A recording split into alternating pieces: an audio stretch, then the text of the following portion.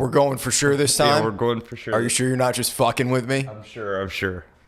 Welcome back to the Poptimist. I am Taylor Berryman. You can find me on Instagram as _Poptimist or on Facebook as just Taylor Berryman. Like and subscribe to the show. Tell a friend. Feel free to shoot me an email at thepoptimistpodcast@gmail.com. Today I want to talk about Pete Rose, Millhouse. I want to talk about Pete Rose. A.K.A. Charlie Hustle. We were talking about him a little bit. What did I tell you about Pete Rose? You told me that he always ran the first. Even when he got walked. He would run full speed to first base. Yes. And people hated him when he was a rookie in spring training. Yeah, because he would run full speed. That's how they gave him the name Charlie Hustle. Because it's not necessary. And Charlie Hustle's kind of like, it's not like offensive, but it's like it's shot derogatory. At him. Yeah. It's meant as like, yeah. Oh, yeah. Because he didn't have to do that, but he did it anyway. Why do you think he did it? Because you got to put 100% of whatever you're, all your effort into whatever you're doing. Correct, yeah. Even if it's not necessary. He's a very controversial figure in baseball, but I feel his life story is something that anybody can relate to.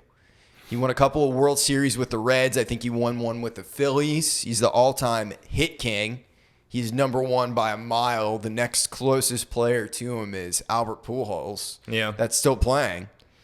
For the Angels. For the Angels, yes. He plays for the Angels. But yeah, he just has a great story. Of course, what everybody knows him for is he got banned from baseball for gambling on himself. Yep. When he was a player manager, he would place bets on the Reds to win, and there was days he said, this is what he says. He said he never bet on himself to lose, and if he thought they were going to lose that day, he just wouldn't bet. And baseball fans, other major leaguers that were his teammates that he was close to, even they give him shit about it. So explain to me something. Why is, if you're a manager, and I actually don't know this, why is it if you're a manager, you're not allowed to bet on yourself? Are you allowed to bet at all? Are you allowed to bet on other teams?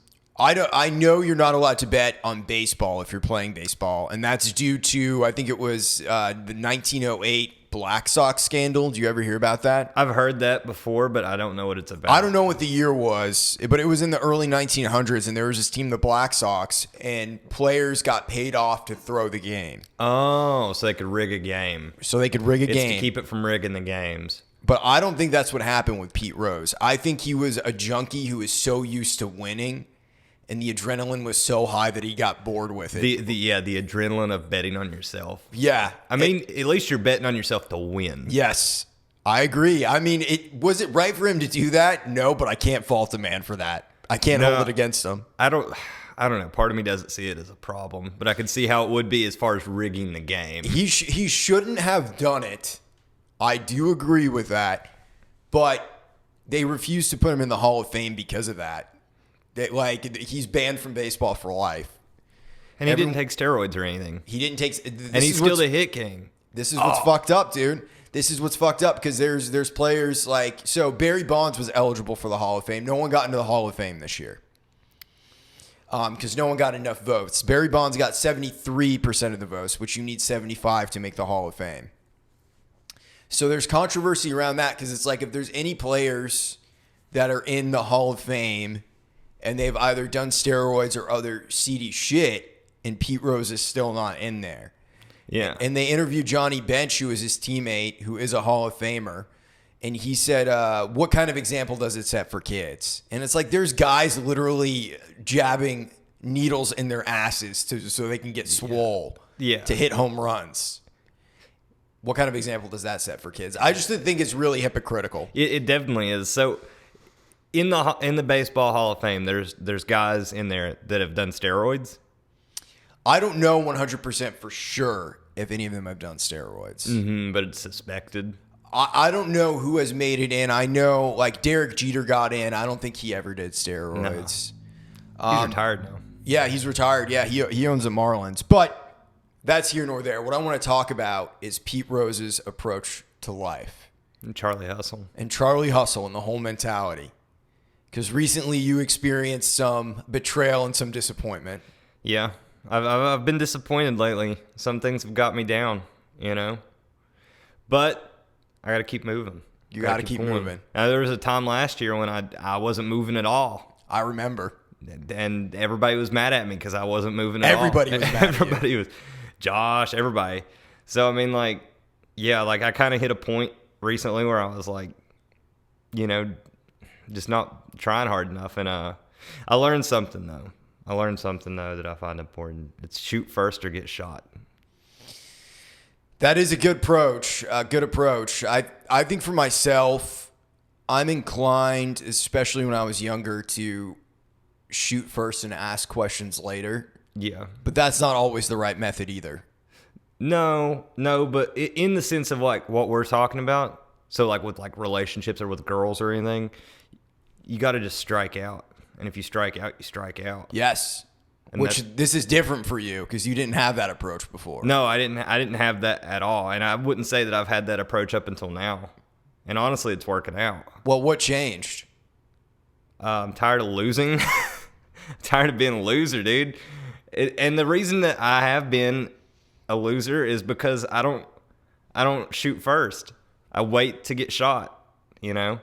And you can only do that for so long before eventually you're like, I need to change something. Until no progress is made. Until no progress is made and you're walking backwards instead of forwards. Mm-hmm. And I feel like for the longest time, especially last year, I was just walking backwards, you know? You know, like the conversations I've had with Zach and and with me and with you, you know, it's like I was always taking steps backwards. Well, it wasn't even that. The reason that we got so mad at you was because we all knew that you were capable of better. Yeah. That's what was so frustrating because I could tell you just had this glazed over look. Yeah. Like you'd been stunned by life and you didn't know what to do. So that's when I kind of got crazy with you. Dude, I needed it.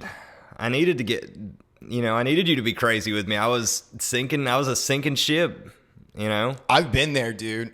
I've definitely been there. I remember when I first moved back from Colorado, when I moved back to Maine from Colorado, I was there for a year. I was going through a breakup with a girl that cheated on me. I was heartbroken. Yeah. It was horrible. It was one of the most horrible times of my adult life. I was 21, maybe 22, and I didn't know which way it was up or down. I moved back in with my parents. Yeah. I didn't know what I was going to do. I got a job working at fucking Staples, but I just kept working at Staples, kept the dream alive for music, for all that shit, and eventually I got a job working at BEK, which was a place in my hometown in Brunswick. It was an IT company. Yeah. So I started off there as an IT intern. I was like, I'm going to get my foot in the door because I knew I didn't want to work at Staples forever. I was like, I'll do IT as a way to make money, which is funny to think about because I'm horrible at that shit. Dude. I was like, I can learn though.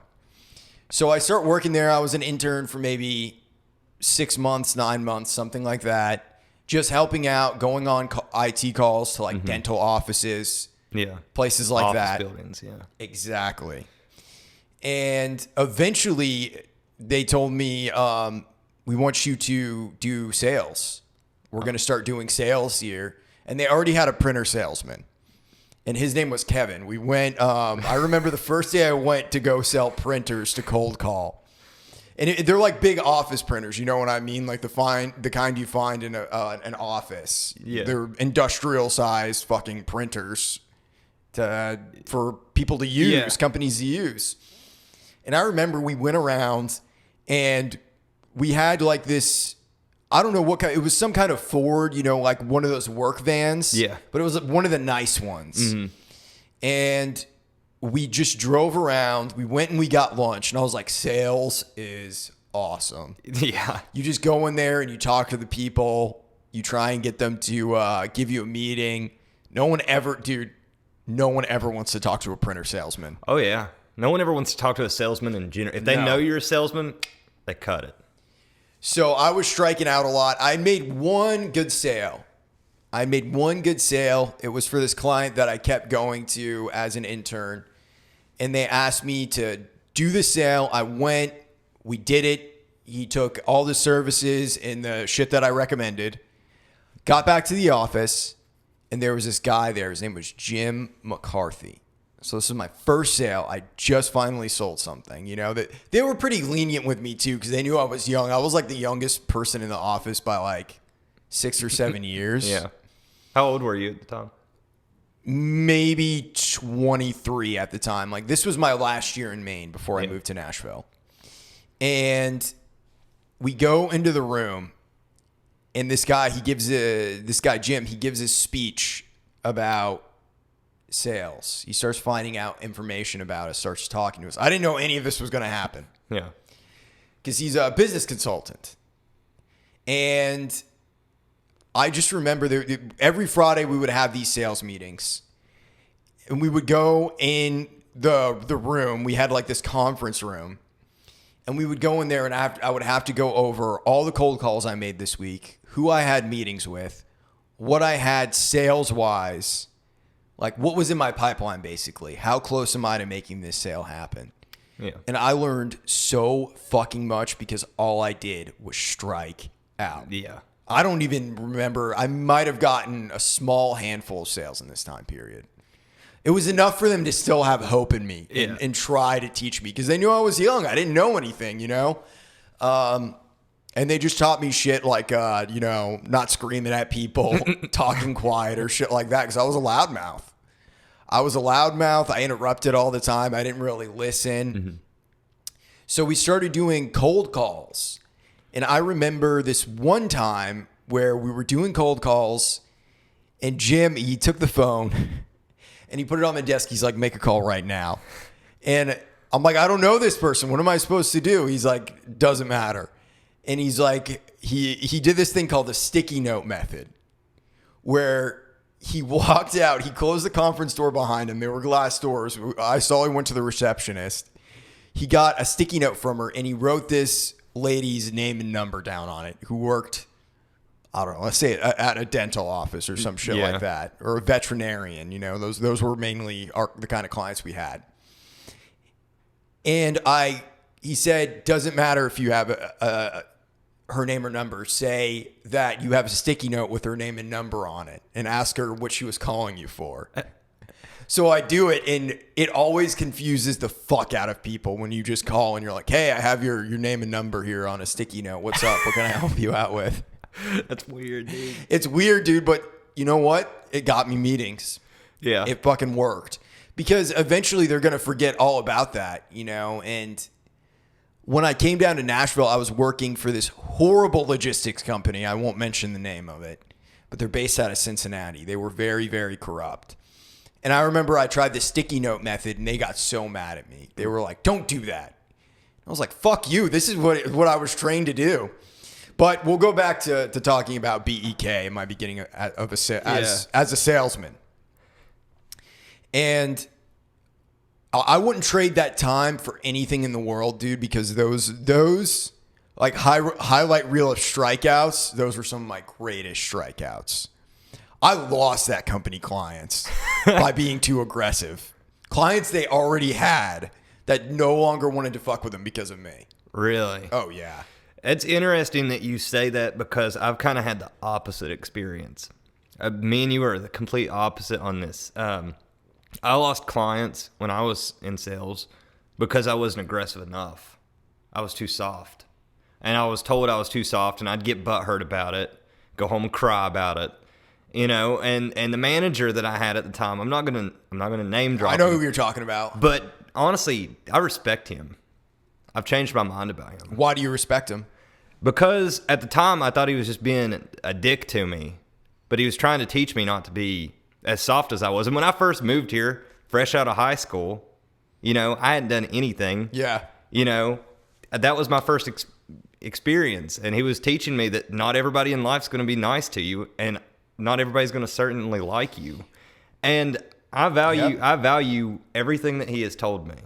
And for the good or the bad, like, yes, I got fired from that job, but it definitely, I think that it helped me a lot. Maybe his methods weren't always the best, but his he would throw shit at me. His message was good. Yeah. Which is, no one gives a fuck about you. Yeah. You have to go out there and take it. Yeah. I've told you this before, but he used to take me in his office and make me watch scenes from Wolf of Wall Street to try to make me a better salesman. Really? Yeah. Which scenes did he show you? You know that the pump up speech where he's pumping them up, getting them hyped to make sales. Yeah. They're in the office building at this point. He's like making tons of money. He would always make me watch that scene. And for every day for like 2 weeks, first thing that we would do is go in there and watch that scene together. And he would try to inspire me to be more assertive on my sales. And at the time, it didn't get across to me. None of it got across to me what he was trying to teach me until it was too late. But if I could go back now, Exactly. I would know what I was doing. My boss, his name was Gil at BEK. He was a former Navy admiral. And he was a good man. He's the greatest leader I've ever met in my entire life because he truly cared about his team. A lot of the guys that I worked with, too, it was a former military town because the base that was there shut down. Yeah. So it was all these guys that were still there that were retired from the Navy. And Gil was one of them. When he retired, he stayed in Brunswick. He had 3 daughters, Bonnie, Aaron, and Kayla, which is where the name BEK came from. And I was terrified of this man. He was very intimidating. Very intimidating. Terrified, dude. But he was, every time that he would scare me, I don't even know if he was trying to intentionally do it, but everything that he did, I didn't realize how important it was until after I moved to Nashville. Yeah. Dude, it's interesting to like look back at stuff like that. You know, at times that you literally hated somebody or times that, you know, you were intimidated by somebody. Well, I'll say this. I never hated him. Yeah. I always liked him very much. Yeah. He was very good to me. But it is funny to look back in retrospect and realize, oh, this is what he was trying to instill something in me, trying to teach me something. And it's just now clicking. Yeah, I mean, it really clicked after I got here and I had other jobs and I saw they didn't give a fuck about me. Yeah. And they didn't give a fuck about me as a person. Yeah. He did, as did Jim McCarthy, the business consultant. They both were teaching me different things. Jim noticed I was definitely a salesman.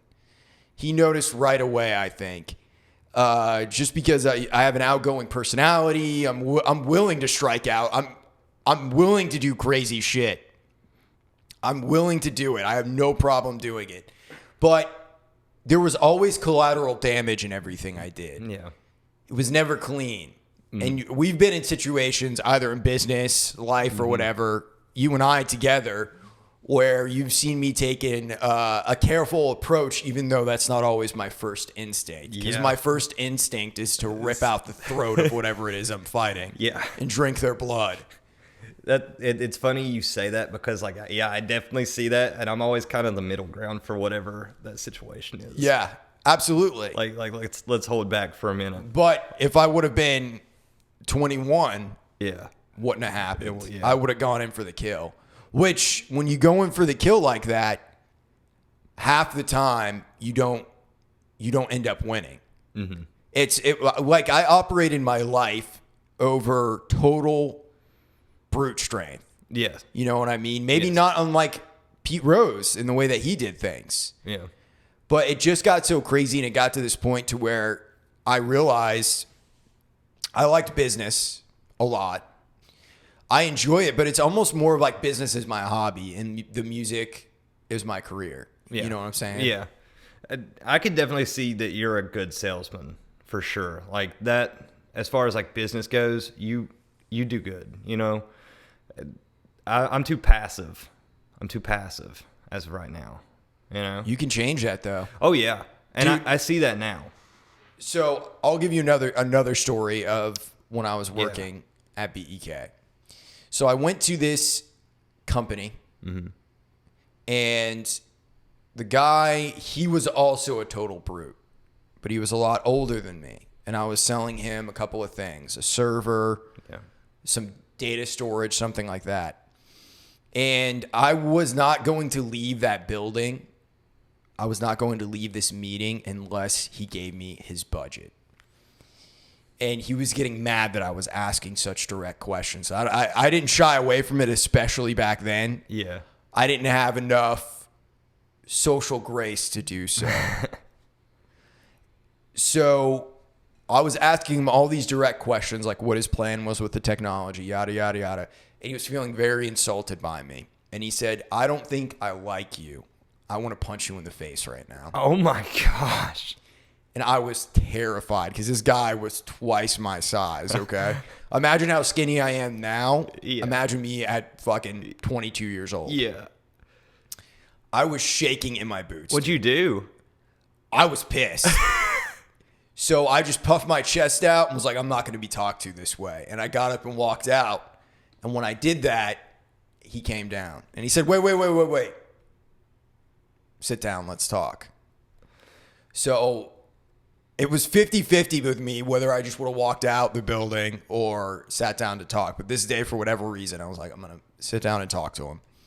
So we talked, ended up getting the sale. Everything went great.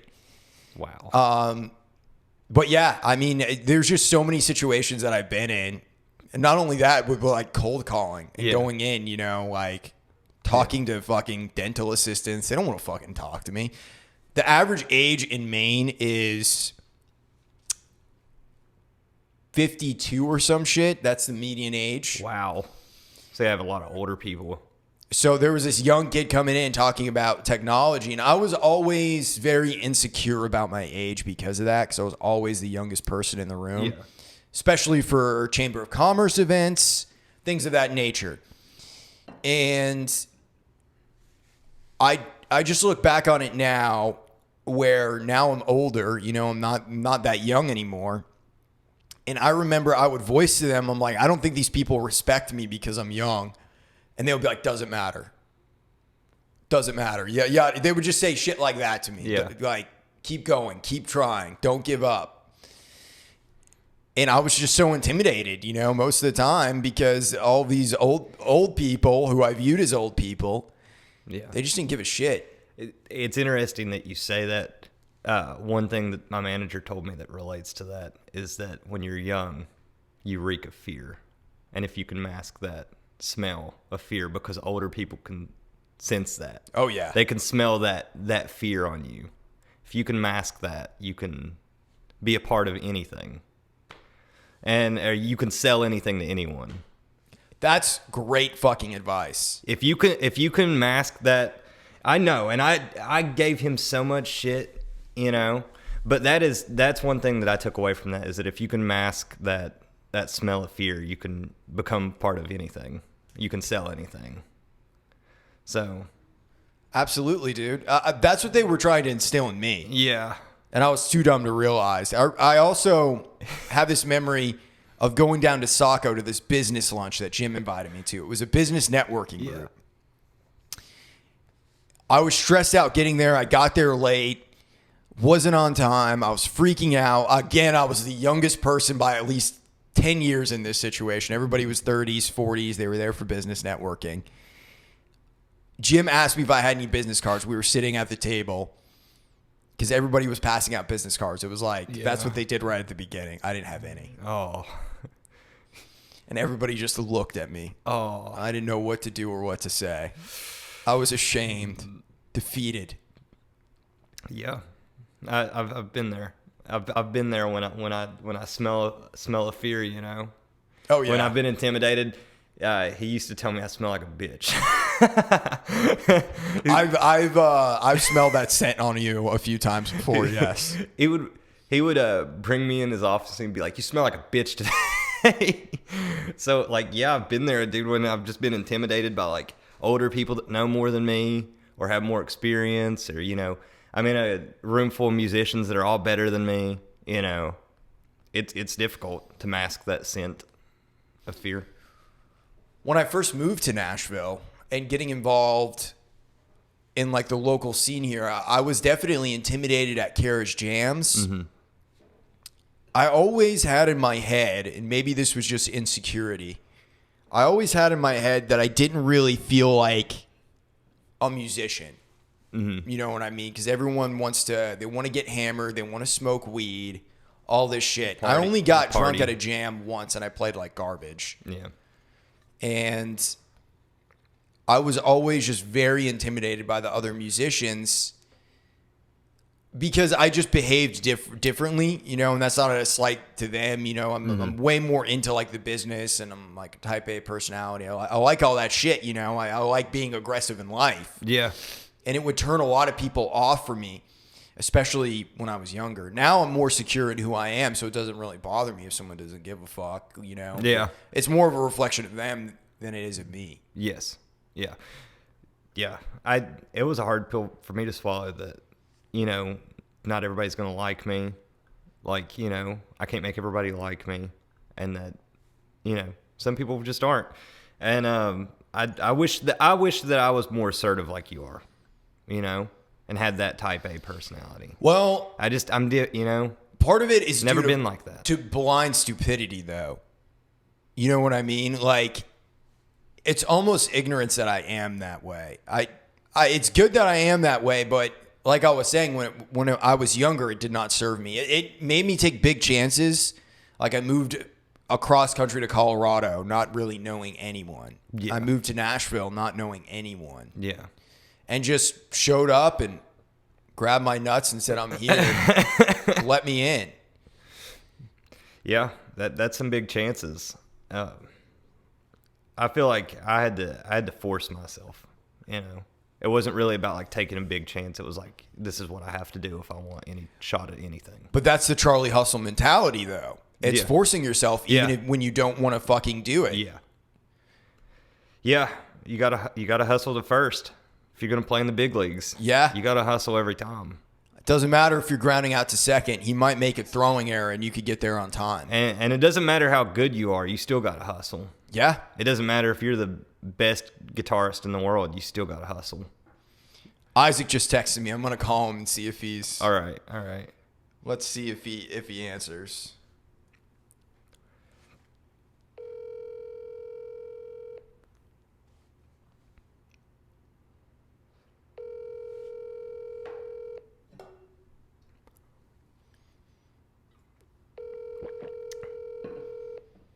I don't know if he'll answer. He might not. It always depends with him.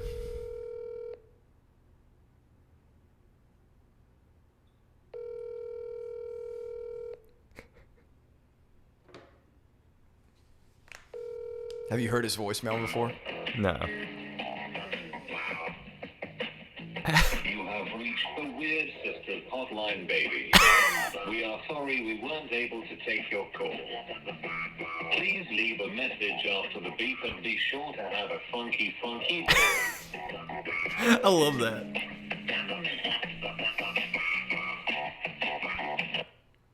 Dude.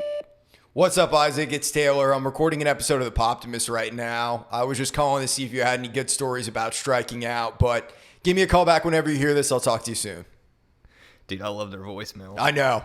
That's so great. It's definitely them, you know. By the way, the Weird Sisters just released a new single. I'll listen to it. It's a cover of Going Down by Freddie King. Go check it out. It's all on major streaming platforms. Anywhere where there's music, you can find it. Which brings me to my next point.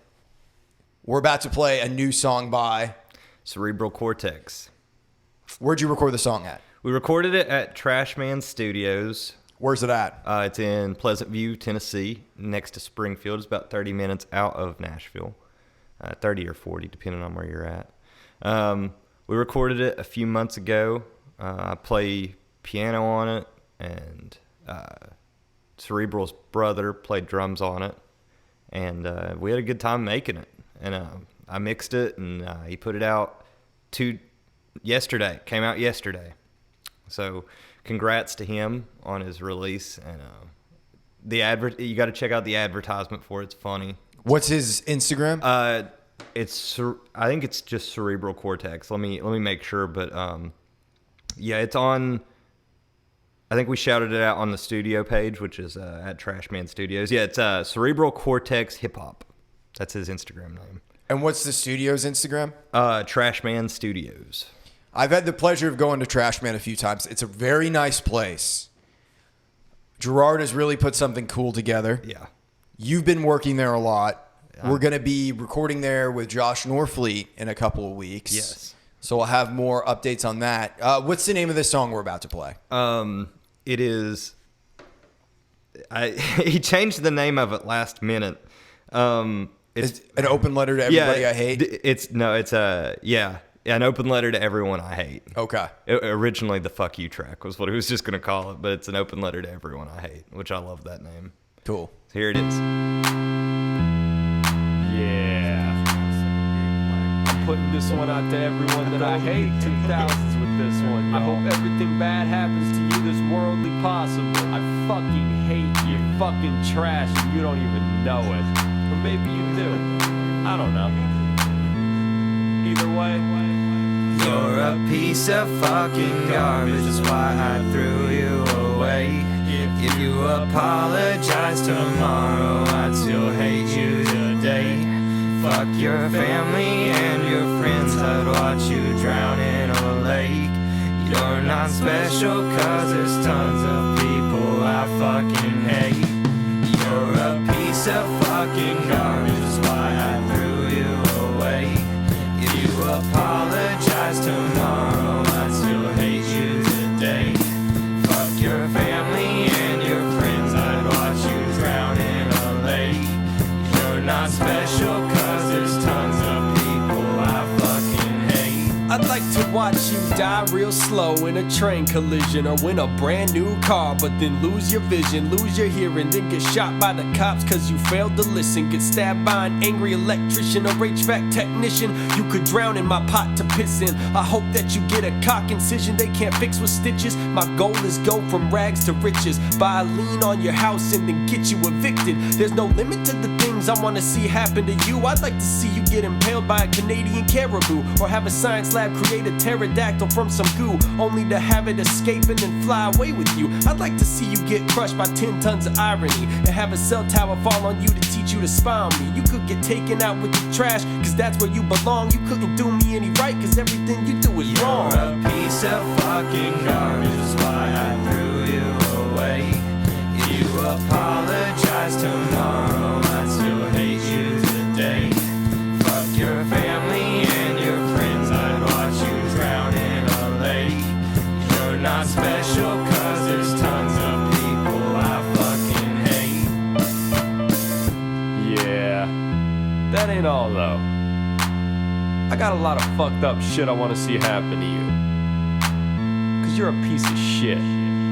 I hope you pass art school and get your hands amputated. Hope you try motocross but the ramp gets deflated. Hope you get a raise at work, then new taxes get instated. Hope you find true love but then you find out you're related. I wanna see you get suffocated by a sand dune, or get stabbed by a homeless dude with a sharp spoon. I wanna watch you get cooked alive by a cannibal that keeps trying to light you up with fluid that's non-flammable. You could fall off a skyscraper on Instagram Live, break every bone in your body and then barely survive. Spend your time in a chair watching life pass you by, but the fall broke your tear ducts and you can't even cry. You could take a trip to Israel and beg for your life as terrorists decapitate your son and your wife. You could be trapped in your house as it starts to ignite. Anything bad that happens to you is a great sight. You're a Fuck piece you. of fucking garbage, that's why I threw you away.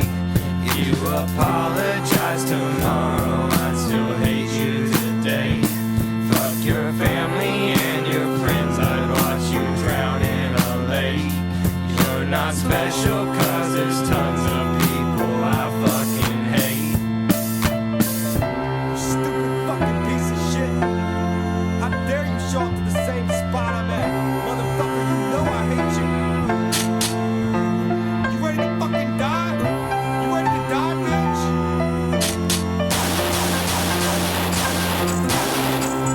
Why do you gotta diss every single thing I do and judge everything I do? Why can't I bring hummus inside the house and buy bottled water? Fuck you. That's all I gotta say. Bitches on TikTok fucking make fun of the babies because they got pregnant and them fucking coming fuck and fuck white women. Fuck you and your baby, bitch. Fuck you. Fuck you. From? No, fuck no. Why do I swipe so many trans girls? And they swipe me back Am I still recording? every time. Motherfucker, get my golf clubs and you gonna fix my air conditioner? Man, fuck you, you piece of shit. I'll fucking shove a tamale up your ass, bitch.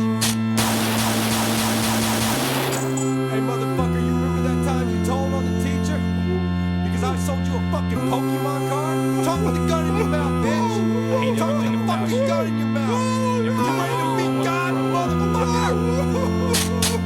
I look at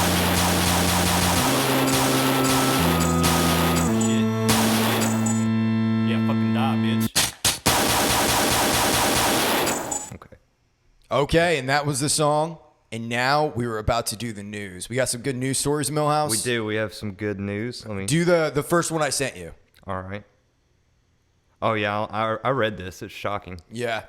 Hang on, it's loading. Dead air. Yeah, dead air. He horrifically abused me for years. Okay, who? Yeah, I'm reading. Evan Rachel Wood and other women make allegations of abuse against Marilyn Manson. Not surprising. Yeah. Fuck Marilyn Manson. I've never liked him.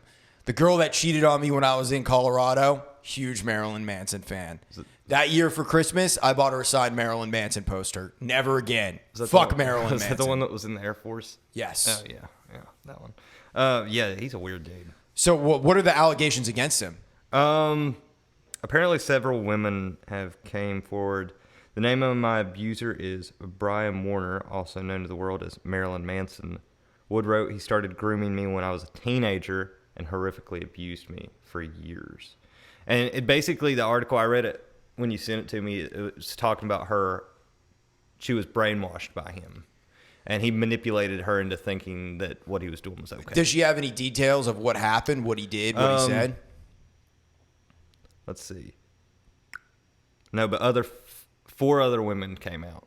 So that was Look up to see what the allegations are on Google real quick. All right. Yeah, I've never liked Marilyn Manson. I've always thought he's weird.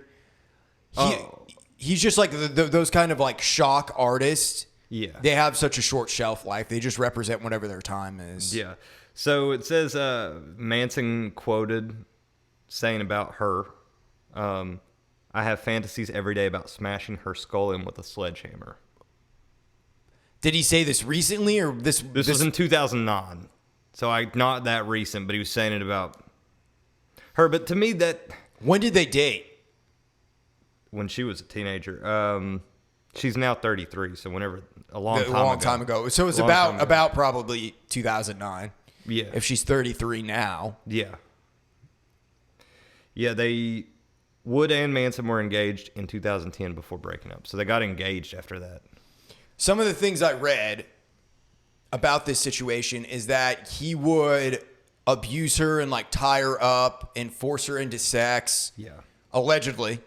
And also he would threaten to kill himself. Excuse me. Threatened to kill himself whenever she said she wanted to leave him. And he cut her off from her family, just shit like that. Just really abusive, controlling, manipulative shit. Yeah, she says she has PTSD from it, and I imagine depression, so. Definitely. Yeah. I feel bad for this woman. I mean, imagine being a young woman and this guy who's a rock star, the pinnacle of success, one of the pinnacles of success in America, and he is a fucking rapey, druggy user loser. You know what I mean? Yeah, but he's a celebrity, so it's like nobody Look at Bill Cosby. That is true.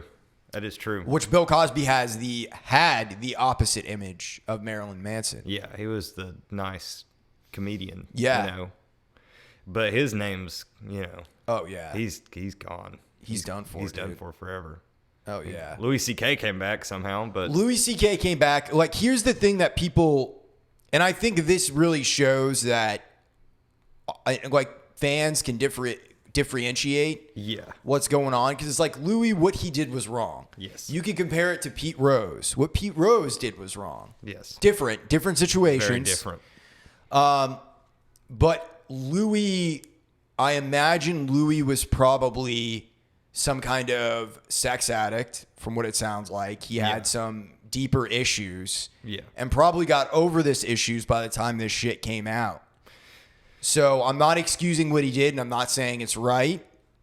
But people can at least look at Louis and be like, well, Louis never fucking raped anyone. He never drugged anyone. Yeah. Again, not saying what he did was right. Like jerking off in front of girls. I mean, I guess he said he always asked. Yeah. And his new stand-up special, his opening joke was something to the effect like, if you ever ask a girl to jerk off in front of her and she says yes, don't do it. Which is very Louis.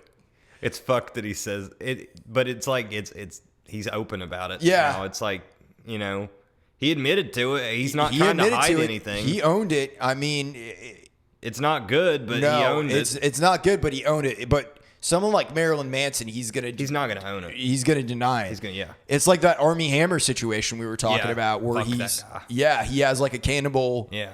Fetish. A cannibal fetish. That's what this guy's saying. He's imagining smashing her head in with a sledgehammer. And that shit to me is always about power and control, and that's what's fucked up. Yeah. You know what I mean? Well, yeah, apparently it was very manipulative, brainwashing. Mm-hmm. I've known people like that. I mean, it's a rough. I've dated a few like that. Yeah, same. Okay, what's the next story? Dave Portnoy from Barstool Sports and Steve Cohen get snippy over Thursday's trading halts. So Steve Cohen is the new owner for the Mets. He just took them over. Yes. And there's been 2 scandals since he's already taken over. The first one was their GM. I can't remember what his name is. Jared Porter, maybe. Mm-hmm. He got fired due to allegations of being a creep. He sent 62 text messages to a girl, something like that. She didn't answer. And one of the ones messages he sent was pictures of his dick. Oh. And she never responded to any of his messages. Oh, dang. Yeah. Apparently this has to do with stocks too. Yeah, the whole fucking thing that's happening with Wall Street bets and Reddit. He's been sharing inside information about Dave stocks. Portnoy has, yes. Dave Portnoy, yeah, he's been sharing inside information. He's been giving people tips. Yeah. He's trending on Twitter, I think, right now. The hashtag is like Davey Day Trader or something like that. But he is all for this because basically Steve Cohen is like a hedge fund guy. Yes. So he allegedly has lost $1 billion since all of this has gone down. He said, I'm not feeling the love on this site today. You're talking about Twitter. That's what Dave said? Yeah. So Steve got butthurt because they had a Twitter exchange. What did they say back and forth, does it say in the article? Let's see. He said, you bailed me out, Melvin, because he's your boy all along with Citadel. I think you had a strong hand in today's criminal events, Portnoy said. So that was Dave to Steve. Mm-hmm. So basically he's accusing, Dave Portnoy is accusing Steve Cohen of being a criminal, which what these fucking Wall Street people do is criminal. Yes.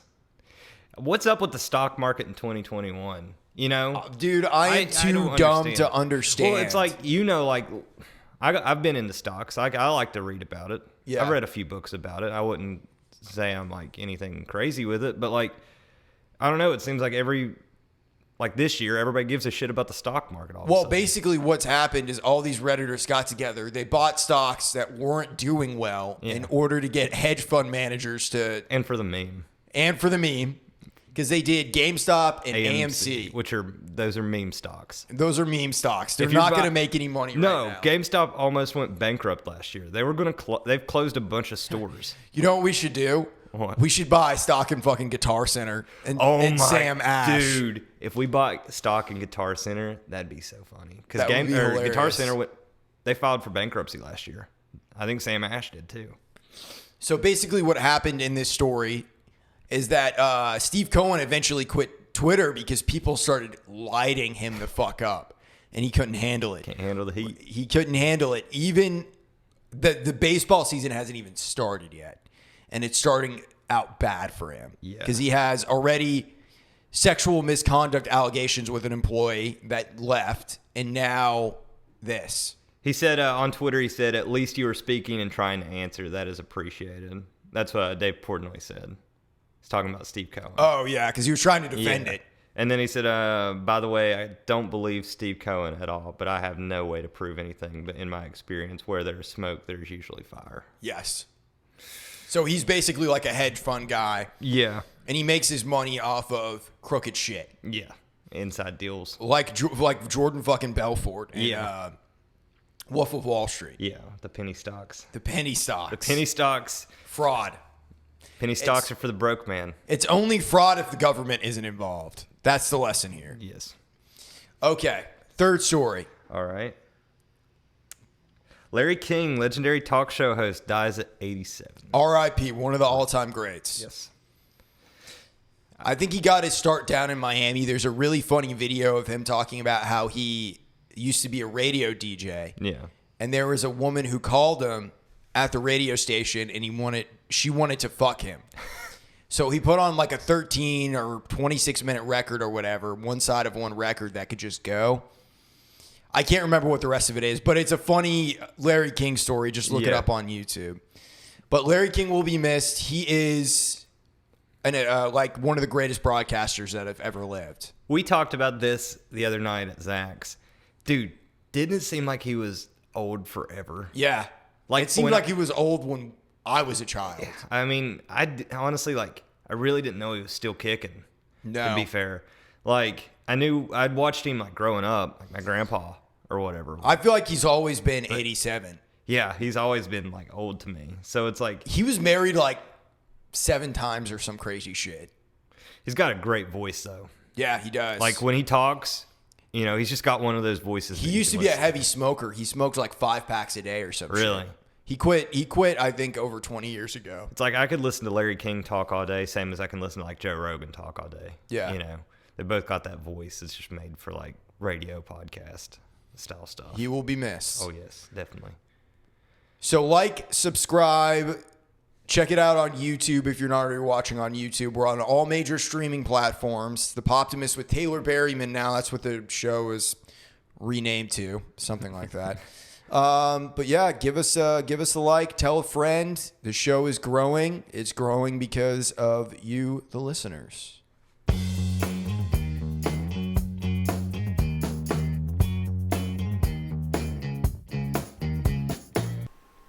This podcast is produced to you by Taylor Miller.